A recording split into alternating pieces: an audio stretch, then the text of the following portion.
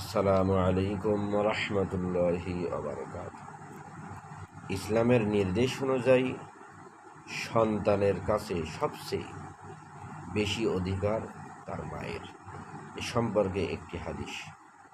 আন আবি হুরায়রা রাদিয়াল্লাহু তাআলা আনহু قال قال رسول الله صلى الله عليه وسلم من أحق بحسن صحابتي قال أمك قال ثم من قال أمك قال ثم من قال أمك قال ثم من قال أبوك। আবু হুরায়রা রাদিয়াল্লাহু তাআলা আনহু থেকে বর্ণিত, তিনি বলেন, এক ব্যক্তি রাসূল সাল্লাল্লাহু আলাইহি ওয়াসাল্লামকে জিজ্ঞাসা করলেন, হে আল্লাহর রাসূল, আমার সর্বোত্তম ব্যবহারের হকদার কে? রাসূল সাল্লাল্লাহু আলাইহি ওয়াসাল্লাম বললেন, তোমার মা।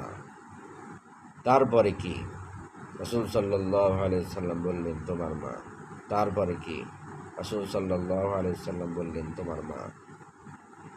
চতুর্থবার লোকটি বললেন, তারপরে কি? আল্লাহ রাসূল সাল্লাল্লাহু আলাইহি ওয়াসাল্লাম বললেন, তোমার বাবা।